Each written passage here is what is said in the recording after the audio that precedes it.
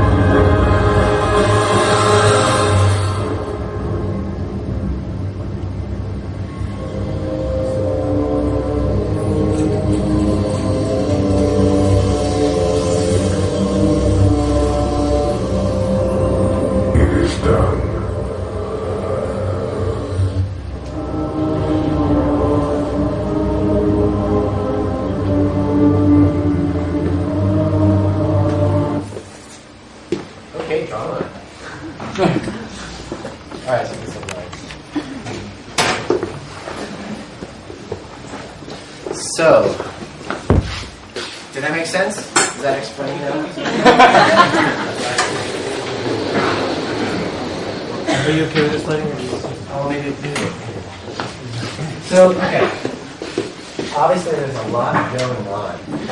So, what is the matrix? Well, I think that the trilogy, I think it really has to be a trilogy, it works as a whole, is in a certain way a picture of the spiritual situation of the modern human and the transformation that the human has to go through in light of the surrounding spiritual forces that we encounter. So, how does that play out? Well, I'm going to start with Neo, and we'll sort of move out from there. So, who is Neo? Well, Neo isn't actually Neo. We meet him at the very, very beginning of the first Matrix as Neo. He is, in fact, asleep at his desk. That's the very first scene. He's asleep at his desk. So he is an unawakened being at this moment. What happens is that on his screen, it's actually Trinity, types Neo, and he says, "Wake up, Neo, knock, knock." And the door opens, and then things go on from there. So Neo, although he's introduced as Neo, he is asleep at the beginning. He's not Neo yet. Who is he? He is Thomas Anderson. Thomas A. Anderson. And Thomas Anderson, the Wachowski brothers who made the films were very explicit that everything that they put in there overtly has multiple meanings. So Thomas Anderson has two aspects. This is the guy who goes to work, right? The guy who Morpheus is addressing when he says, it's the Matrix is when you meet it when you pay your taxes and when you go to school and all those things. Well, Anderson there's a Greek root in there, ander, and that means, do you know what that means? Man, right? So here's man, and now this is quotes. This is human. This is man, this is human, and son. So in other words, it's the son of man. Does anyone know where that phrase is also repeated? It's Christ. Right. In the Bible, this is what is used to refer to as Christ. So this is pretty explicit, right? Here we're talking about this kind of a being. Well, he's also a Thomas, which happens to be my middle name. And Thomas is one of the 12 disciples, right? And he was known for having an experience where he didn't believe in the whole deal that was going on with Christ until he actually saw the wounds of Christ.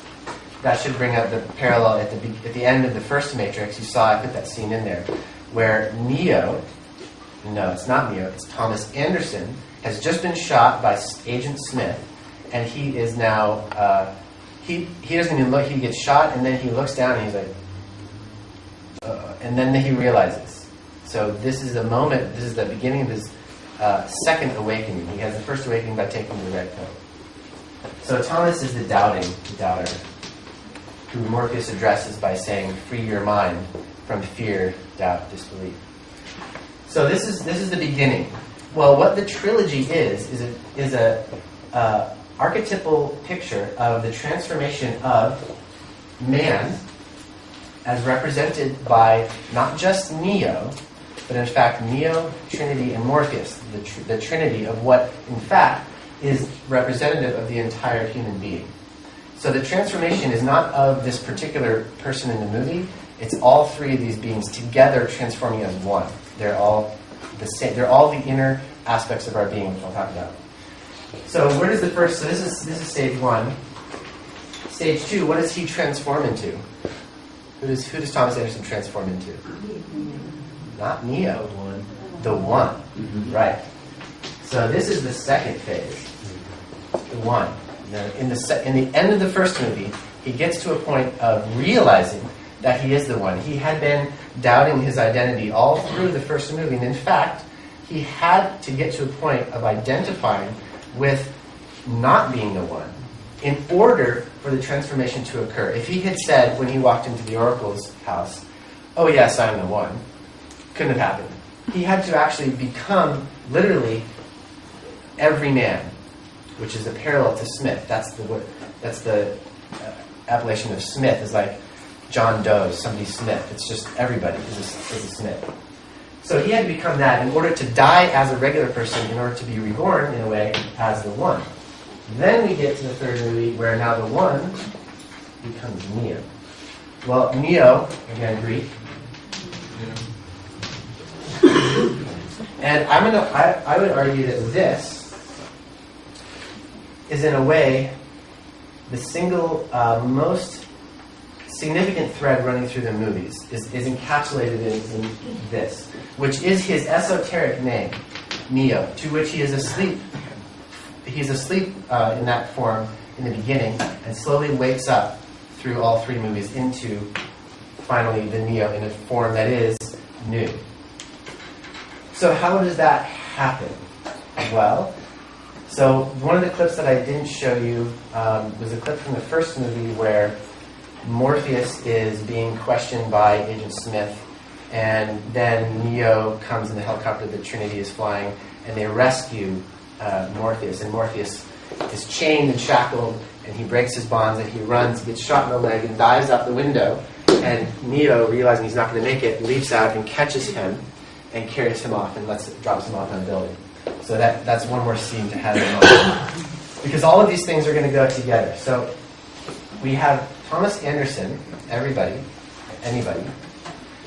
and he, of course, he has the question, right? And the eurythmy was awesome for really putting this together, because they're really the same kind of themes.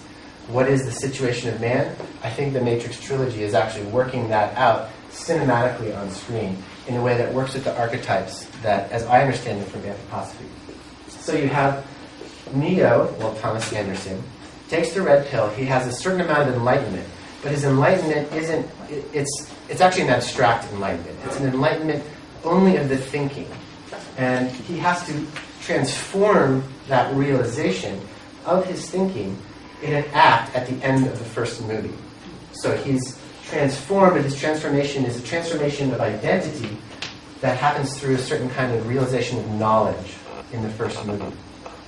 So at the end, he's shot, right? He dies. He actually dies. They make a point of showing the flat line, all that stuff. And then Trinity is able to sort of resuscitate him and bring him back. And then he suddenly is a totally new being, right? Suddenly, what can he do? He can see the green code of the Matrix falling all around him instead of the outer vision that's presented to him. So he sees beneath the surface, he sees something